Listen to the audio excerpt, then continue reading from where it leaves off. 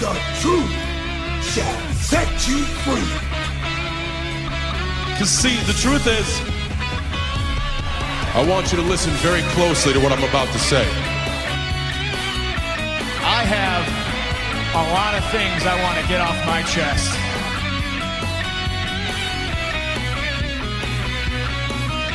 The Truth Hurts, pro wrestling news, analysis, and opinions with your host, Aaron Hurt.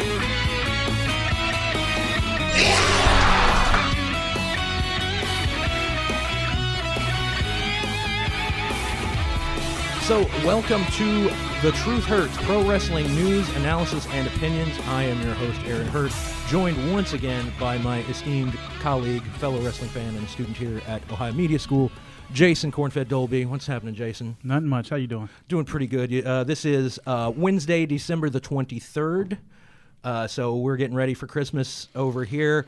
But we're going to naturally be talking about the past week or so in WWE, which included the Slammy Awards, which included the Takeover London show, a couple of other things. We're also going to talk about the Ring of Honor Final Battle event, which was an excellent show. I'm not sure you haven't seen much of that, anything yet? No. All right. Well, I do have a little bit of knowledge of Ring of Honor, though. Well, definitely. But it was an exceptional show. We will get into that in a little bit too.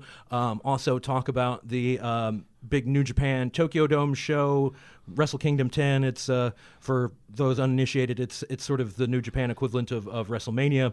But they've been having these shows. They haven't been called Wrestle Kingdom until about 10 years ago, naturally enough. But since I think 1992 was the first one of these dome shows, but it's always a highlight of the year. In fact, two of the Match of the Year candidates for New Japan came out of last year's show. All right. So, and there's going to be a lot of crossover with Ring of Honor, so it will tie in nicely to that discussion. Before we really get into things here, I just kind of want to just talk about the Slammies in general, just kind of get into my opinion on it before we break it down here. I mean, I know that it's ridiculous to criticize people for giving out fake awards in a business when they give everybody fake titles and everybody has fake personalities. But if they already have all of those things, then why are you giving them fake awards? And it's a popularity thing. It helped to boost people's popularity up. Well, make people hate you more. That's what I think. I mean, I get the reasoning behind it, but it's not playing out that way. I mean, they used to do the Slammies as pure comedy, and that was great because, I mean, it was goofy, but at least they weren't trying to pretend like it's legitimate. And now, this time, this was the most boring one of all time. I mean, the past couple of years they've been boring, but this... Well, they put it in Raw, and they interfere with the matches and right, exactly. What people really want to watch. It used to be a separate program, which would be perfect for the network. They have this network for this precise reason, so they can do stuff like this. They could have had Santino be on there for 3 hours by himself if they wanted, if they do it on the network. But the other thing that bugs me is that you're giving out these awards to people who work for your company, and they still can't be bothered to show up. I mean, talk about making it look cheap. And then the whole time, JBL is screaming, this ain't the Oscars, this ain't the Grammys. No, it certainly is not. And, you don't need to say that every time somebody gets into a fight. I mean, somebody needs to, pull the string a couple more times on the JBL doll to see if he says something different. But it was just pointless. I mean, it wasn't entertaining. It didn't do much to further storylines. You have heels winning popularity contests. That's been going on for a while. Oh, now. That's true. But there's just so many things that are wrong with it. I mean, you can pick out any one, any five. It's just broken. It's pointless. There's no need for it. And it completely took Raw from where it was the week before to where it had been prior to TLC. And to me, that's unfortunate that in a week they managed to ruin all the momentum that they had built. And the ratings reflected that. The ratings were down. They were up 15% over the low point of the 2.16, which was that one with the brawl at the end, the Tater Tots promo, the infamous deal that took forever and a day. But so that was the lowest one since 1997 or something, before it was even called Raw's War. And then the one where Roman won the belt saw like 1 million viewer increase. Well, they held on to about half of those viewers this week. And I doubt there will be many tuning in next week, because next week's going to be another lame duck show because it's the holiday season. And Cena's supposed to be back. Cena is supposed to be back. They at least plug that. Yeah. But, you know, it kind of, I don't know, it kind of just makes Alberto Del Rio seem even more irrelevant. It's like, well, he's just holding this until Cena can come back. I don't think Cena's going to get the belt back. I think he's going to put him back up into the heavyweights. I don't know. I mean, They need it. It's one of the few things that I'm interested about. It's sad. That's the state of things now, is that they've made people like interested in John Cena. But but anyway, we are getting to the end of our first segment here, so we're going to have to get ready to take a quick little break, and then when we come back, we will get into the Slammies and talk about all that other stuff that we alluded to at the top of the show. So stick around with us here, my imaginary audience that is out there listening somewhere. So we'll be back soon.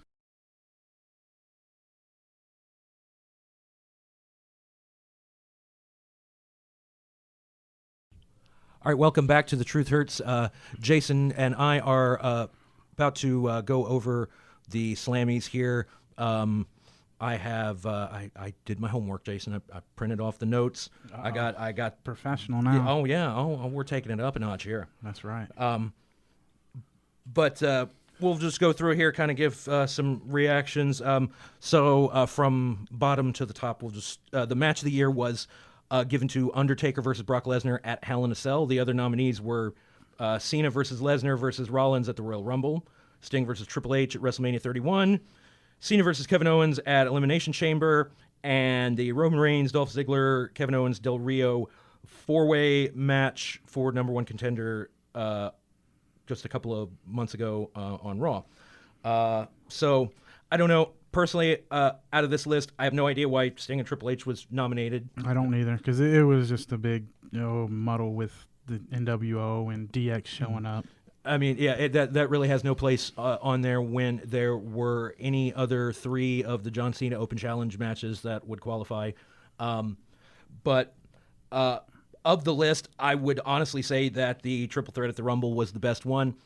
But, it wouldn't have really mattered because Undertaker wasn't there to get an award. Brock Lesnar couldn't be there. Cena wasn't there. Yeah. It was kind of boring. Yeah, I mean, Brock Lesnar can't be bothered to come back to Minnesota where he lives. Or I actually don't think he lives in Minnesota anymore. I think he moved to Canada or something. He lives, right across the border. Yeah, but yeah, he wasn't there. So Heyman came out. I mean, Heyman did, he did a good job. He did of what course. You can expect Heyman to do. Yeah.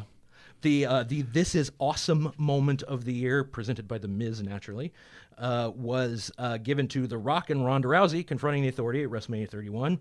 Other nominees were Brock Lesnar destroying JJ Security's car, which to me that was one of the craziest things I've ever seen. That was funny. Yeah, that was just great. I could watch that. That's attitude error right there. Yeah, that was.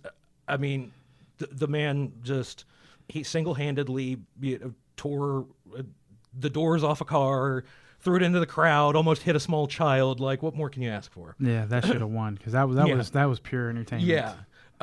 Never going to see anything like that again. And that's the thing about Brock, man. That's Orton given the RKO to Rollins in the finish of their match at WrestleMania was another nominee. Yeah, that was awesome. I mean, that was a great spot, definitely.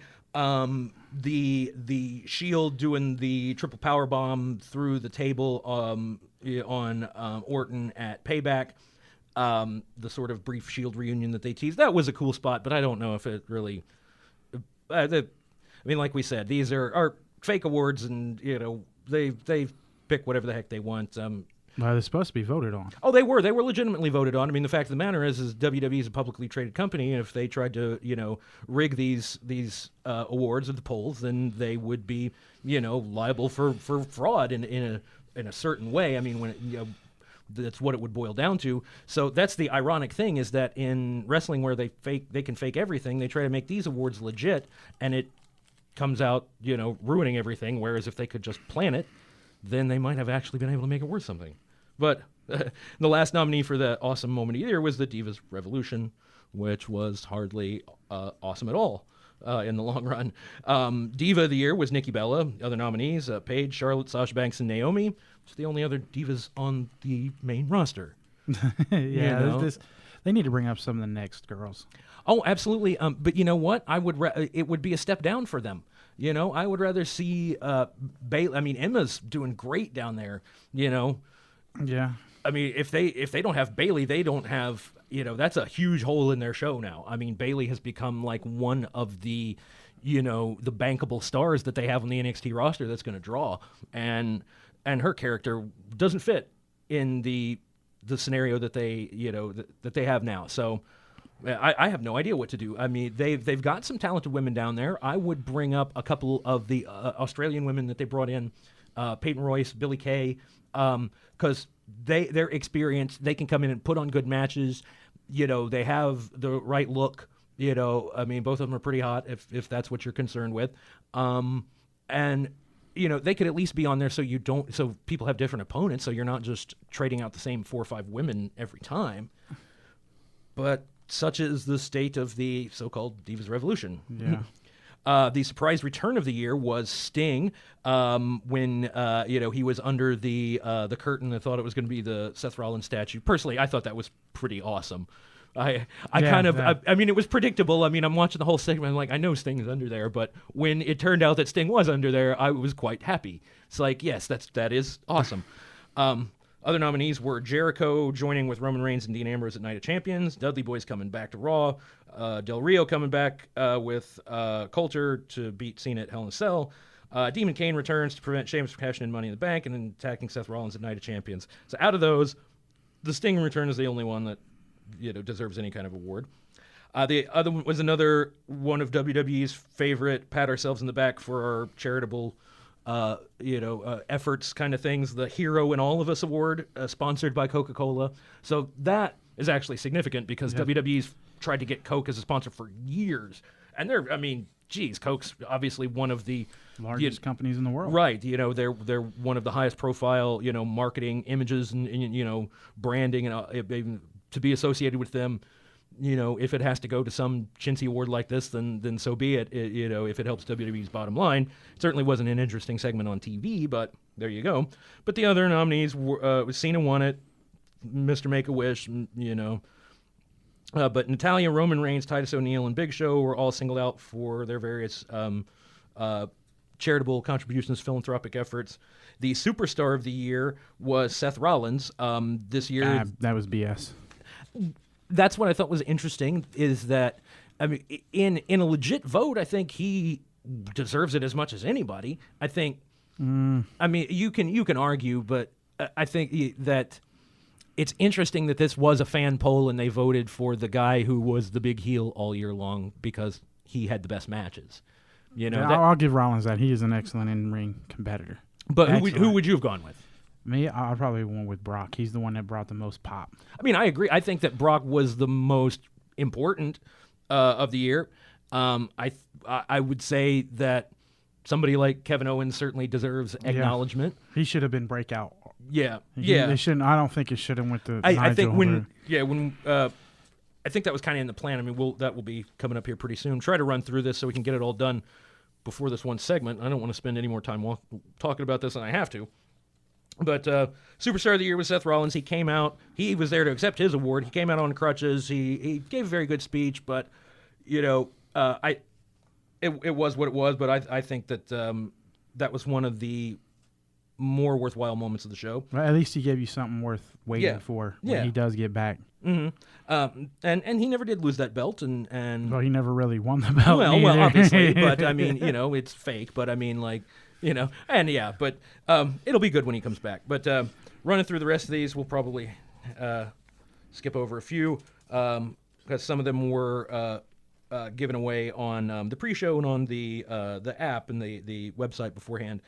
But the shocking moment of the year presented by Paul Heyman was Kalisto doing his big backflip DDT thing from the TLC pay-per-view. That one was a little tough to pick from because all of them were really good. Because Seth Rollins cashing in was one of the nominees. at WrestleMania. Obviously pretty awesome. Wyatt family and Undertaker. Brock Lesnar F5ing Michael Cole night after WrestleMania, and then Sheamus cashing in Money in the Bank at Survivor Series.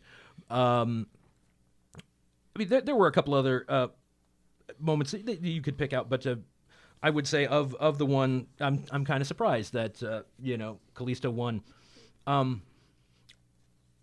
I don't know. Everybody just is like he's too short. He's too short for WWE. But they said the same thing about Rey Mysterio. Oh, absolutely. It's one of those self-fulfilling prophecies. Bryant. Yeah, I mean it's true, but yeah, put him out there, he will be over. And honestly, that's why kids like that. I worked in after-school programming. I worked with kids who were wrestling fans, and the things that they liked the little masked guys because they could understand it. They're entertaining too. Right. I mean, they're fun to watch. Right. Not only were they cool, but I mean, the kids connect with that more directly than they do, some other characters that aren't as simple as a guy in a mask who does flips. But anyway, so we'll get through as many of these as we can here before this break, and then see what I feel like talking about when we come back. But Laugh Out Loud moment of the year was R-Truth for thinking that he was in the Money in the Bank. That was a legitimately good segment. Yes, I remember watching that. I didn't know nothing about it until I saw it. But that was funny. That was really funny. I'm not. Yeah. Breakout Star of the Year was Neville. I guess this might be a good spot to kind of cap off the discussion here because it seemed like Kevin Owens was the one that the WWE Creative was at least expecting to win because they had a segment planned where he sort of came out and got to do a speech. It seemed like the speech he would have given had he won, but it was great that Neville got the award. I think that, it's great that the fans recognized how awesome he is. It's not another short guy. Yeah, another little short guy. Another athletic guy. Exactly. Like, it's not, if it were about size, then Great Khali would be the greatest wrestler of all time, and that's certainly not the truth. Right. It's not about size. It's not about, any one particular thing like that. It never has been. But try convincing some of the people in WWE that, I suppose. But anyway, we are going to wrap up this segment here. We're going to get to a few commercials, and then we come back, talk about a couple more of these Slammy Awards, and then talk about NXT, talk about more WWE stuff before we get into all the rest. So stick around. We will be right back on The Truth Hurts.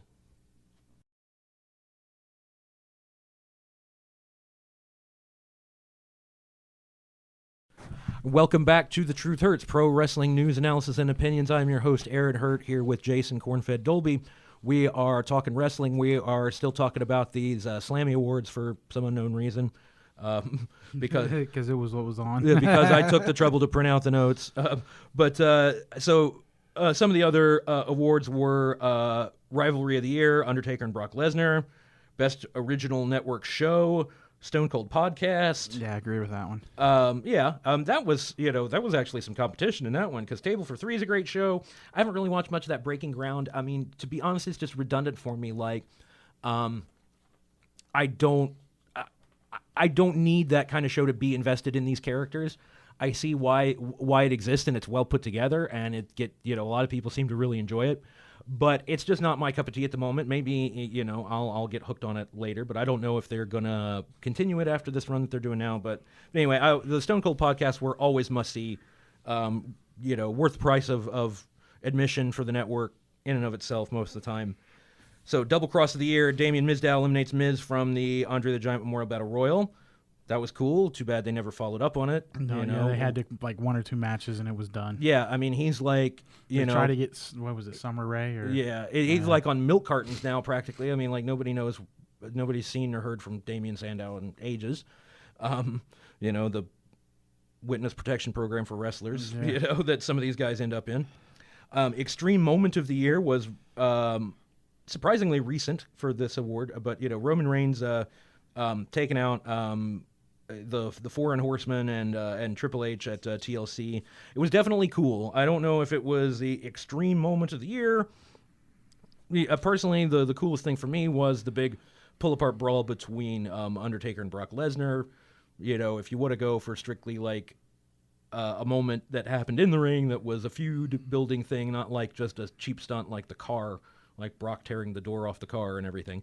But so that was Extreme Moment of the Year. Tag Team of the Year went to the Usos. The New Day were completely robbed Yeah, the New Day is so much. They're just so much more entertaining than pretty much everybody else on the roster. New Day should have won every award, even the ones they weren't nominated for in the Slammies this year, because they were one of the few bright spots, one of the few guys that actually evolved as characters, entertained every time they came out, worked hard, were original, were good fun, matches, got heat the way a heel is supposed to get heat, but still were entertaining. I mean, it's kind of overdone now, but it's because I think even the guys in the New Day know that it's time to dial it back and be more serious wrestlers, and then they can keep the comedy stuff going. But if you're just a comedy act, then people aren't gonna believe in you when you try to be tough. So, I mean, Big E is the fact that guy is kind of stuck in a comedy gimmick is kind of perplexing. I think he likes it. Oh, I think he likes it. I think he does a great job, but it's just like the talent on that guy. Well, talent on all of them. Oh, absolutely. I mean, Kofi's being held back because of this. I think Kofi makes a great heel. I wish they would have turned him heel years and years ago, but yeah, they're very entertaining. So that's certainly and Xavier Woods. I think Xavier Woods makes the whole thing. Well, he's the talker. He's the guy that can get all the heat, can take the bumps, can be the weasel that runs away. They can have him get beat so they don't have to pen Kofi or Big E or anything. He performs his role to the utmost. He is, legitimately one of the most entertaining things coming along in wrestling in this decade.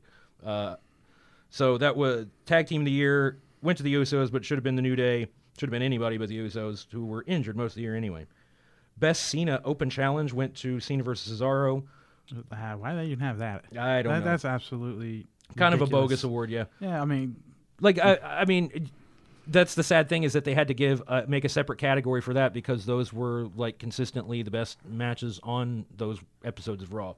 For me, the best one was when he wrestled Sami Zayn. Yeah, and that the was one an where awesome Zayn hurt his match. shoulder. I mean, I was into that from the start. I mean, the fact that, it was the hometown thing. Well, it was actually any of the people that came out from NXT. 'Cause Oh, yeah. Neville was good, and so was Kevin Owens. Oh, yeah. Oh, completely. Hashtag of the year, Suplex City. Come on. Yeah, they're just reaching. Yeah, next. Celebrity moment of the year. Stephen Amell dives on Stardust at SummerSlam. Now, okay, I guess, but John Stewart turned heel on John Cena and hit him with a chair and cost him a belt. To me, that's a pretty darn good use of a celebrity, especially when nobody expected it. I mean, it would, to me, I think that was the best part is that, like, it got legitimate heat. People were like, how could Jon Stewart do that? Like... He's retired. He's got a lot to think about. Absolutely. But yeah, like that thing actually got real heat with people who should be smart enough to know better. But, and the tell me you didn't just say that, I'll spare you my terrible Booker T impression, was Brock Lesnar coins the term Suplex City. That should just be an award in and of itself. Brock Lesnar should just get a Suplex City trophy every time he throws somebody. I'm all for that. If you're going to give out fake awards, let's go the full 9 with it. That's right. But so those were the Slammies. I think that we spent more time talking about it than they spent writing it. But WWE also had a live SmackDown last night. I didn't get to catch it. I didn't either. I was interested in a couple of the matches. I guess all in all that it was just your average SmackDown. But it sounded intriguing on paper. I wanted to see Owens and Ziggler. Or the three-way was Owens, Ziggler, and Ambrose for the IC belt. I guess that did turn out to be pretty good. I mean, that's not surprising. But the Lucha Dragons and the New Day for the tag belts, I thought they might actually switch the belts to the Lucha Dragons. I think they're waiting for the pay-per-view. They could be, but I mean, I think that's when I would do it. I personally, I think that especially after Kalisto won a fan poll, the night before, when like people, I wouldn't be surprised if people don't even know who the Lucha Dragons are. Like they need the tag titles to be over to increase their profile among the fans. The New Day don't need them now. People know who they are. They know what the gimmick is. They're familiar with them when they come out. The Lucha Dragons, most of the crowd is still like, who?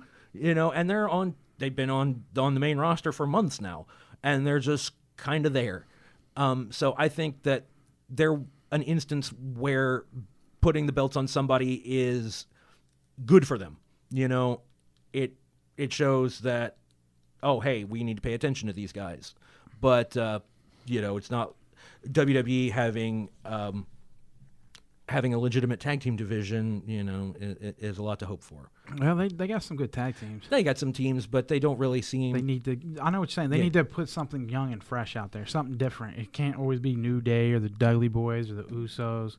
It's got to be. People want something different. It's time for something different. Well, and they've got 4 or 5 amazing tag teams in NXT right now. And we'll talk about that when we get to NXT here in a minute. We're kind of running out of time on this segment. We've got a few minutes left before we have to go to our next commercial break.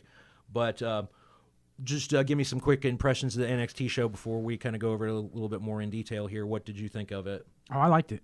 Yeah? I liked it a lot, especially the Tag Team Championship match. Yeah? I think that was probably the best match. I think that was proof of that what we were just talking about, that there are plenty of teams that are ready to come up right now, man. I mean, Enzo and Cassidy are over like Rover, like they translate to the main roster in a way most NXT characters probably would not. And especially with Carmella, they've got a hot chick, they've got a guy who can talk. It doesn't really matter if they're not the greatest wrestlers because they don't have to be. No, you just have to be entertaining. Right. I mean, Road Dogg and Billy Gunn certainly weren't the greatest workers of all time, but they managed to put on pretty darn entertaining matches for years and years because they had a good act.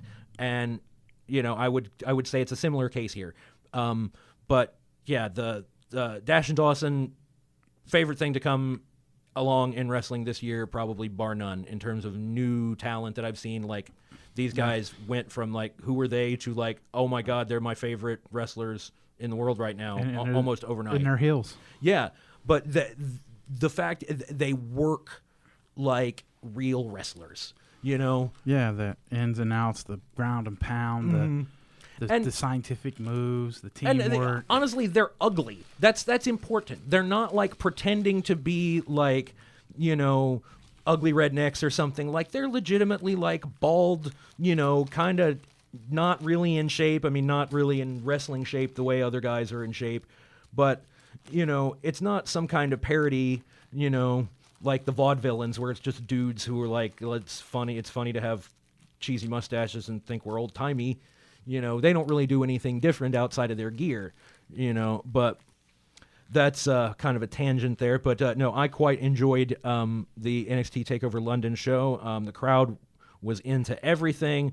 It was up to the standards of all of the other NXT specials. When we come back here after our next break, we will, give our opinions on the matches in a little bit more detail. Plus, we have still got to talk about the Ring of Honor Final Battle pay-per-view, the TV taping that they had after that, some injuries that came out of that show, some other things with Ring of Honor as they finish up their year, and also the New Japan Wrestle Kingdom 10 event January the 4th, which should be awesome for even if you've never seen Japanese wrestling. It will definitely be worth your while to check out because there's going to be a lot of American stars on there, a lot of people that you're already familiar with anyway. So I'm always looking forward to that. We will be right back here in a couple of minutes on The Truth Hurts, pro wrestling news, opinions, and analysis to pick up where we left off with NXT.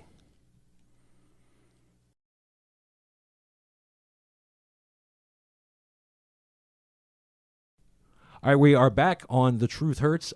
We are going to finish our discussion about NXT here.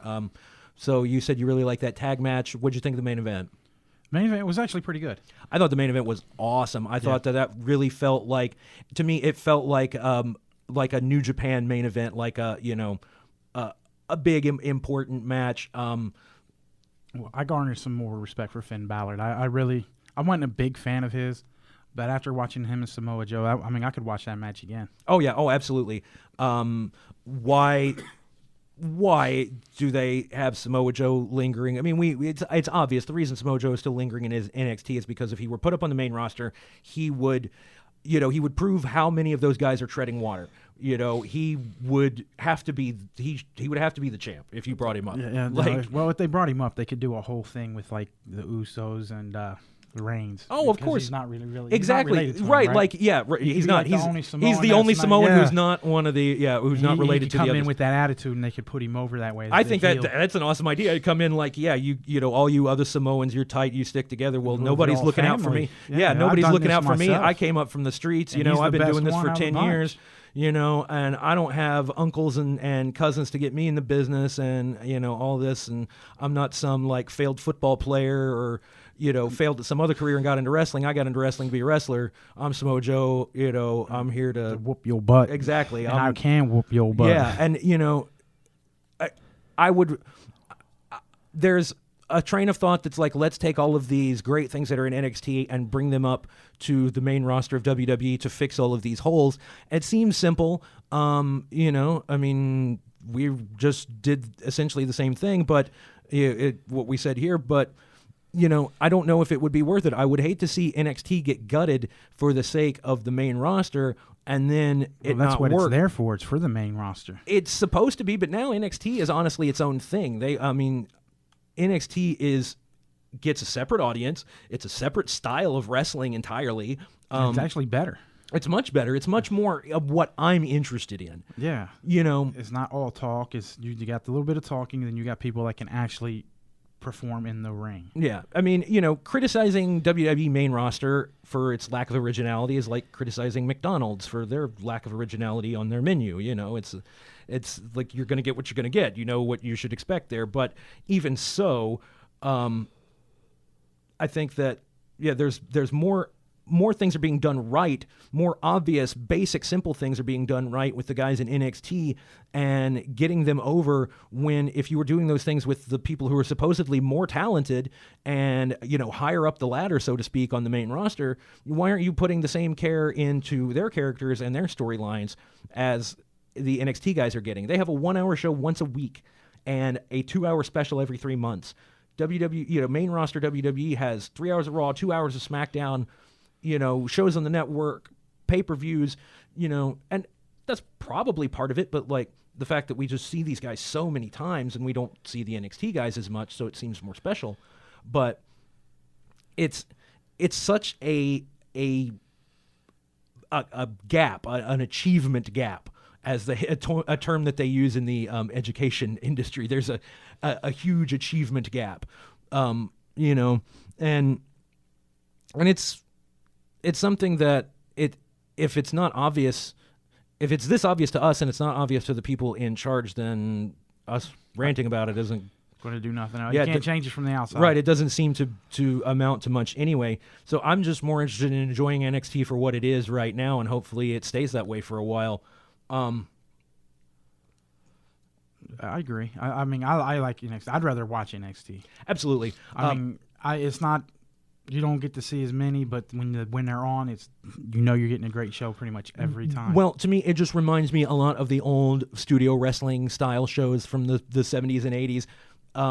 You know, the fact that it is a crowd that is familiar with the characters and expects the characters to give them something different every time makes it different for those wrestlers and those performers, because they can't just do the same act and because they're in a different town, you know, be okay with it. I mean, they have to keep continuing to satisfy this audience that comes back time after time to watch these tapings.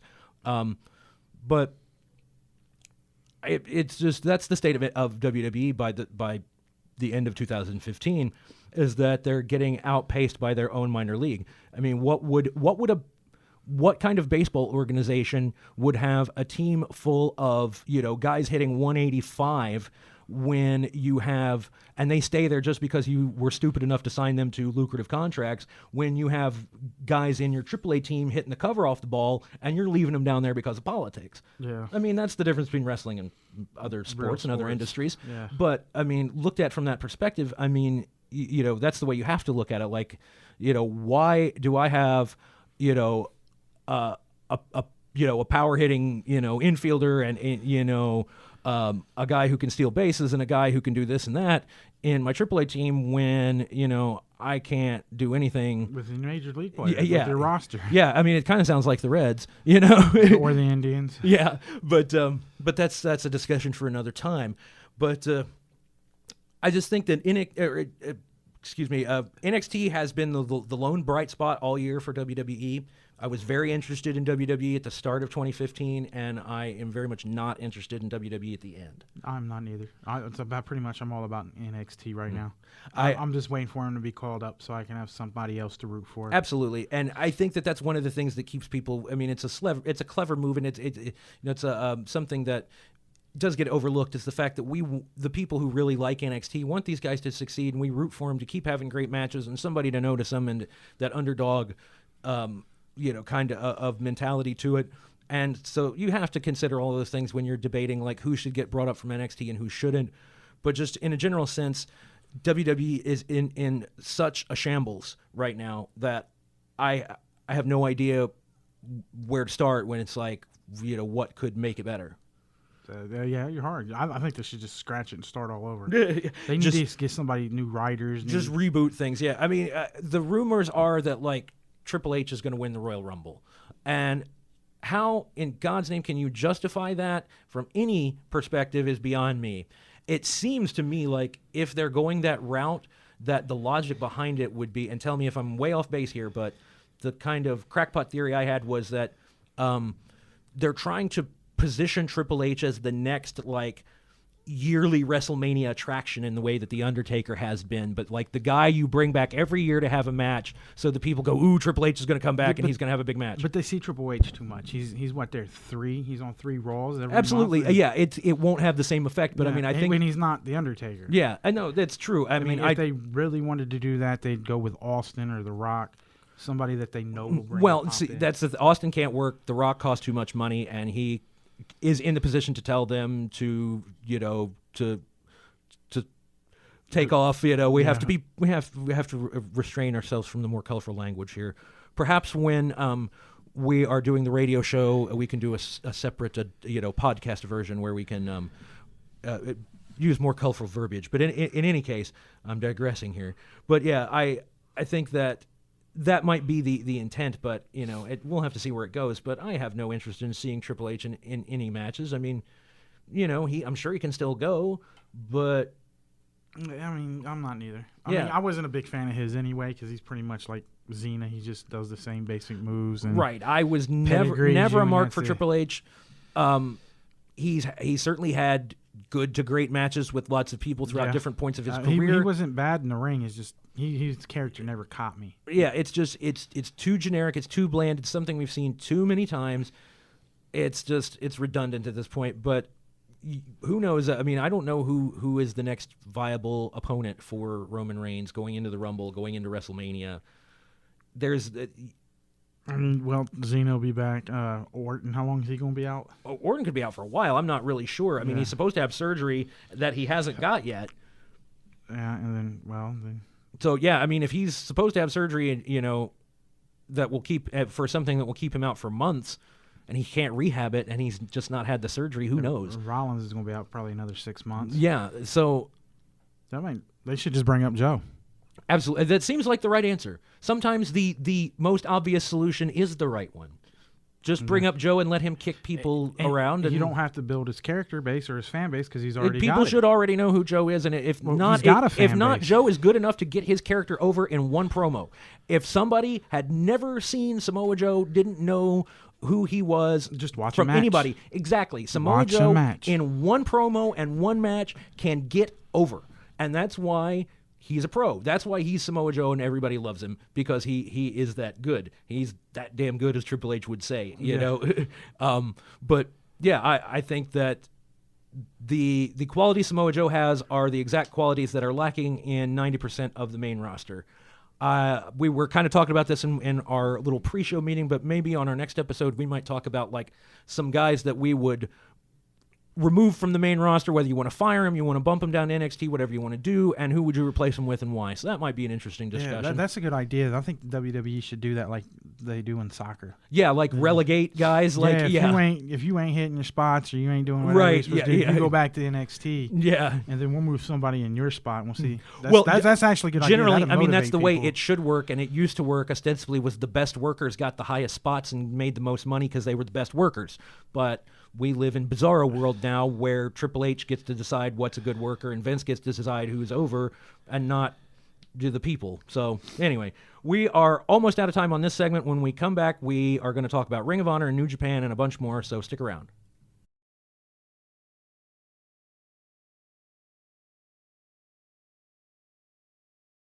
All right, welcome back to the Truth Hurts. We are going to close things out here.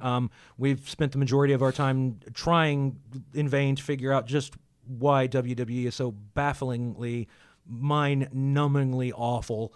And that, I think that's a general problem with the wrestling industry these days, is that is such a main subject, a focus of attention, that the good stuff that's out there that's not WWE tends to get overlooked. But we're not going to do that on this show. We're going to talk about Ring of Honor. We're going to talk about Final Battle, which took place last Friday, December the 18th, from the former ECW Arena in Philadelphia. It is Ring of Honor's showcase event, their WrestleMania, if you will. They had a pre-show match. Cheeseburger defeated Bob Evans. Cheeseburger is a little scrawny guy who is... I know who he is. Yeah, okay, yeah. I remember seeing a little scrawny black kid coming in there getting beat up on. Yeah, so Bob Evans was like his mentor. They put Cheeseburger over. They kind of blew that angle off, but that was the pre-show dark match. The first match was for the number one contenders for the ROH World Tag Team Championships in a three-way match.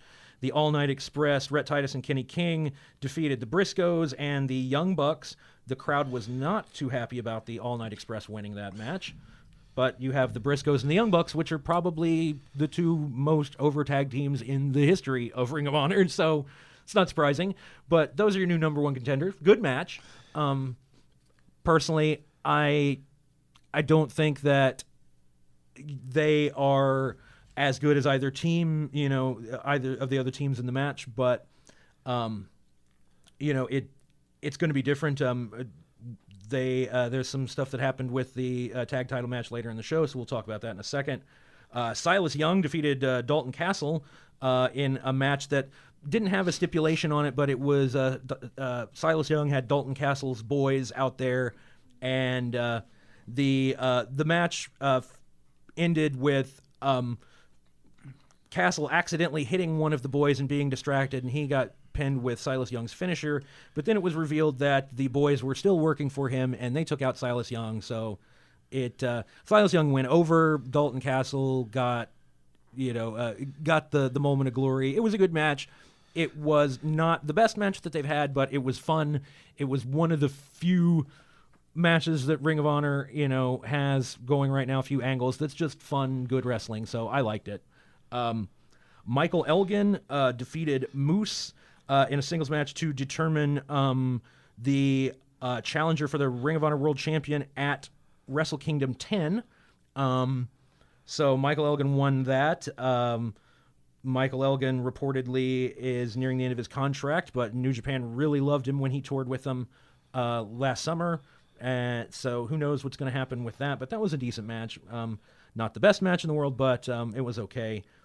Do you know much about have you seen enough Ring of Honor to know Michael Elgin? Oh, yeah, Unbreakable Michael Elgin. Oh, yeah. Yeah, I like him. Yeah, he's this little short, stocky guy who just keeps going. Right, yeah, he's like a mix of like Rhino and Chris Benoit in a couple of ways. It's very, he's awesome. So yeah, he's a vet. So that match, that's interesting that you put it that way, because that's exactly how they phrased it on the show, that he's achieved the status of young veteran.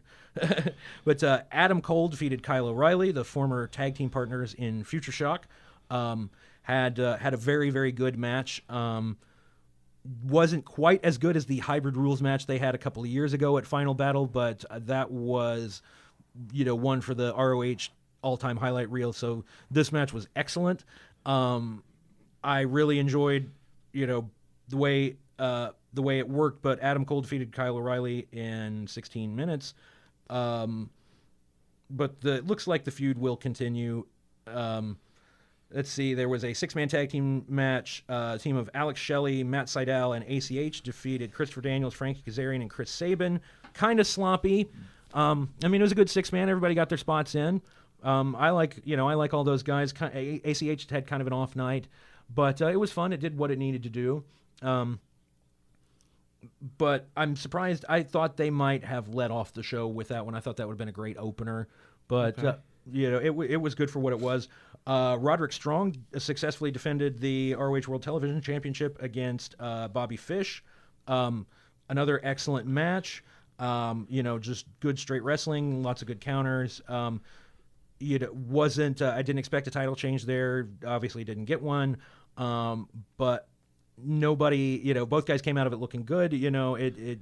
Another good match on a great card up to this point. The semi-main event was for the Ring of Honor World Tag Team Championships. The team of War Machine, Hanson and Raymond Rowe, defeated the Kingdom, Michael Bennett and Matt Taven, to become the new tag team champions in a surprisingly short match, 3 minutes. War Machine took it to him. Oh, they straight squashed him. It was personally, I think, all told, in a case of the end justifies the means, that it was the exact right way to do things. But the reason the match was so short is that they did a little pre-match brawl, and Matt Taven hurt his knee, so they sort of went straight to the finish. And then Michael Bennett and Maria are finishing up with Ring of Honor. This was their last set of appearances with them, so they are reportedly headed to TNA for their big debut in a couple of weeks on Pop TV. So we'll see how that turns out. But Pop TV, yeah, never heard of that. Right, I don't have it. My parents don't have it on their cable. Where I didn't even. Pop sounds like you should try Pepsi. Yeah, you exactly. should try Coke. Exactly. Yeah. No, Shasta's for you. Yeah. Right. Yeah. It's that says all you need to know about TNA. But they've fallen. Yeah. Hulk Hogan kills things. He's a killer of wrestling promotions. He has a way of making things go downhill. Yes, having seen it a couple of times in my life to this point, it's a pattern.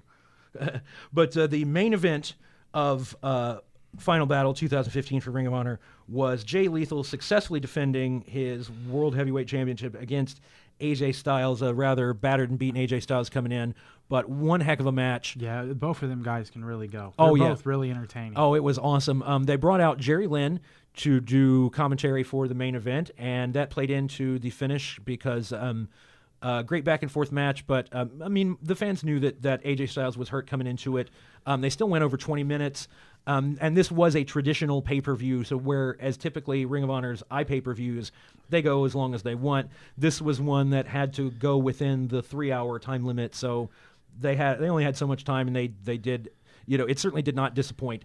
And the fact that AJ Styles was able to put on as good of a match as he did, with the injuries that he's suffering from, such as the public is aware of them, made it all the more remarkable. But as I was saying, in the finish, Jay Lethal did a cradle pile driver like Jerry Lynn did for his finish years ago, and then did the lethal injection after Styles had kicked out of the lethal injection before.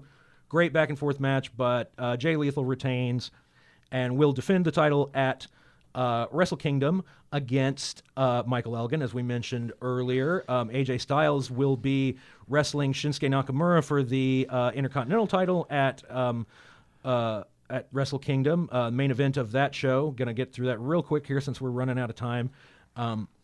Main event will be Kazuchika Okada challenging Hiroshi Tanahashi again for the IW, or excuse me, I got that backwards because Okada is the current champion. Tanahashi challenging him. He won the G1 tournament. He has the briefcase. So those are your top two matches. Let's see. There's Red Dragon, Kyle O'Reilly, and Bobby Fish against the Young Bucks, against Ricochet and Matt Sydal, and Roppongi Vice for the Junior Tag Championships. In a six-man match that's now going to be for some newly established six-man tag team titles in New Japan. Toru Yano and his two mystery partners, who've since been revealed to be the Briscoe brothers, against the Bullet Club, Tonga, Bad Luck Fale, and Yujiro. Jay Lethal versus Michael Elgin. Kenny Omega defending the IWGP Junior Heavyweight Championship against Kushida. Tag titles, Bullet Club, Carl Anderson and Doc Gallows defending against a team of Togi Makabe and Tomoaki Honma. That should be awesome. I don't know. I mean, if the crowd is always behind Honma, it should be really, really good. Then let's see. You've got Tetsuya Naito against Hiroki Goto. I don't know about that one. I mean, I like Naito. I like his character. He's kind of done.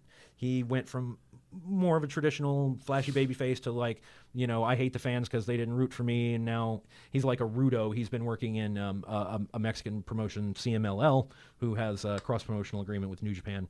But everybody gets that crossing promotion with Japan, New Japan. Yeah, but so the ROH guys are going over there for that. In February for the next for the Ring of Honor anniversary show, their next pay-per-view, they're having the New Japan guys come over for that. So that will be really good, but I cannot wait for Wrestle Kingdom. I was very pleased with Final Battle, very pleased with NXT Takeover. Very much not pleased by the Slammies, but boring. Yeah, but Raw was boring. Raw was terrible. Raw went right back into the toilet, you know, after a week of seemingly pulling it together. But we will see what they have in store for us as we continue to build to the Royal Rumble. So that's the week that was in pro wrestling. About to wrap things up here. Jason, any final thoughts? Nope. Just hopefully WWE gets their mind together, because I mean, if I wasn't doing this show with you, I probably wouldn't even watch it anymore. I know what you're saying. It's, I mean, the fact that it's challenging to muster the interest to even do a show like this. But anyway, I don't want to end on such a down note. We'll be back soon with more. So thanks for listening. Merry Christmas. All right. All right. All right. All right. All right. All right.